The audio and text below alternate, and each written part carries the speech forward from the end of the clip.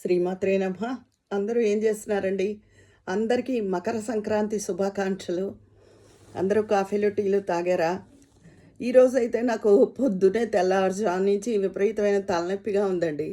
ఎందుకో తెలియదు, చాలా తలనొప్పి వచ్చింది. అయితే నేనేదో సింపుల్గా వంట చేశాను. పిల్లలు కూడా ఎవరు లేరు, అందరూ అత్తారిళ్ళలోనే ఉన్నారు. నేను మా నాన్నగారు ఈయనే.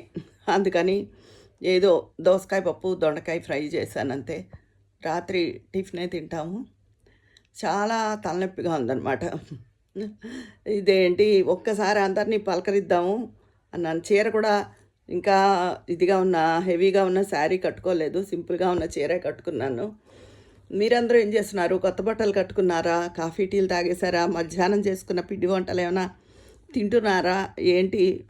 నేనైతే ఈరోజు ప్రత్యేకంగా ఏమీ చేయలేదండి. అయితే రేపు మాత్రం కనుమనాడు మినుము తినాలంటారు కదా, గారెలు ఆవళ్ళు వేద్దామని అనుకుంటున్నాను. మరి అది విషయం.